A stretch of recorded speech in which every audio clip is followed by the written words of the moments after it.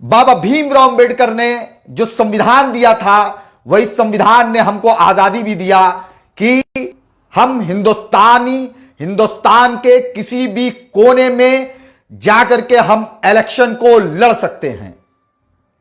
मगर अफसोस कि जब आज समाज का एक पीड़ित वर्ग, समाज का एक दबाया हुआ वर्ग, समाज का एक उपेक्षित वर्ग, जब वो अपने कौम की नुमाइंदगी के लिए, देश के पीड़ितों की नुमाइंदगी के लिए जब वो आवाज को उठाना चाहता है और जब वो इलेक्शन में उतरना चाहता है, तो उस पर इल्जाम लगा दिया जाता है कि नहीं, फला पार्टी तो फला की एजेंट है, फला पार्टी तो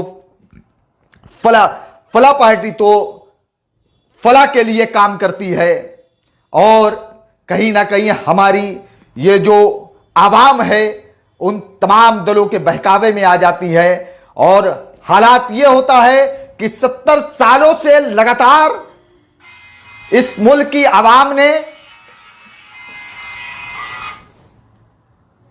70 सालों से लगातार इस मुल्क की आवाम ने इन तमाम दलों को वोट किया, मगर उसके बावजूद आज देश की जो जनता है वो कहीं ना कहीं अपने आप को उपेक्षित महसूस कर रही है, अपने आप को पीड़ित महसूस कर रही है। जिस भी डिपार्टमेंट में जनता जाती है, हर जगह करप्शन की भरमार है।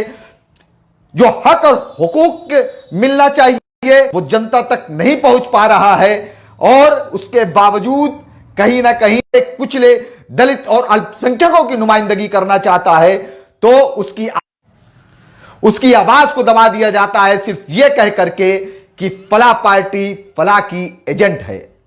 अज़ीज़ान मोहतरम, आज मैं बिहार इलेक्शन के मुतालिक आप तमाम लोगों से चंद बातें करना चाहता हूं। क्योंकि मैं उत्तर प्रदेश से हूं, मगर उसके बाद भी मैं बिहार के दर्द को समझता हूं, क्योंकि मैं देखता हूं जब सोशल नेटवर्क या मीडिया पर कि हर साल बिहार के लोग कितनी जद्दोजहद करते हैं, और हर साल पर दर साल ऐसे ही गुजरता चला जाता है। फिर 5 साल आते हैं, फिर चुनाव होते हैं, फिर चुनाव होने के बाद फिर वही दल एक दूसरे का विकल्प बन करके आते हैं, और कहीं जनता की जो खस्ता हाली है वो कहीं भी दूर नहीं हो पाती है, वो कहीं भी दूर नहीं हो पाती है। मगर आज मजलिस-ए-इत्तेहादुल मुस्लिमीन जब एक नए विकल्प के साथ बिहार को एक नया गठबंधन दिया, तो उस गठबंधन पर कहीं ना कहीं तमाम जो नाम निहाद सेकुलरिज्म का लबादा ओढ़े हुए दल हैं, वो तमाम इल्जामात के भंडार को खोल दिया।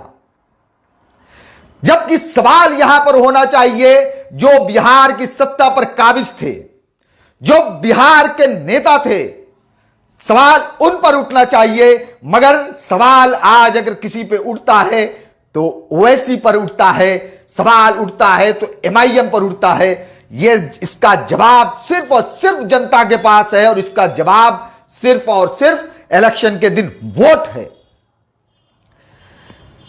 जब इसके पहले के इलेक्शन में साहब को बिहार की जनता ने सेकुलरिज्म को मजबूत करने के नाम पर भारतीय जनता पार्टी के विरोध में वोट किया था, और राजद और नीतीश कुमार ने मिलकर के सरकार बनाई थी, तो उसके बाद चूंकि वोट सेकुलरिज्म के नाम पर मिला था, वोट भारतीय जनता पार्टी के विरोध में मिला था, उसके बावजूद नीतीश कुमार साहब बीजेपी और RSS की गोद में जाकर के खेलने लगे, उनके हाथों की कठपुतलियां बन गए।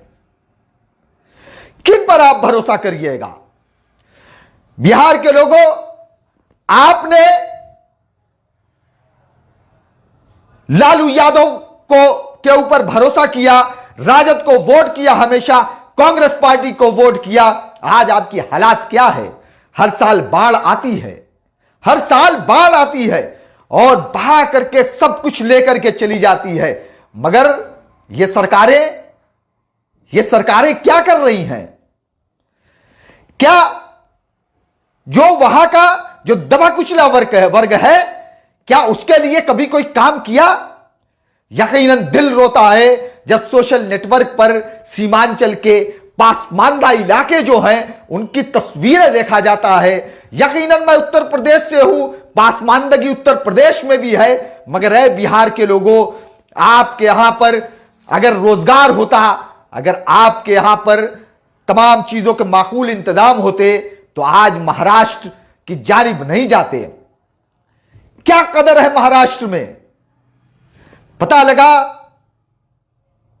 कि जो इस वक्त सत्ता पर आसीन है उद्धव ठाकरे साहब की पार्टी शिवसेना और मनसे क्या करती है वहां पर? इसका जिम्मेदार कौन है?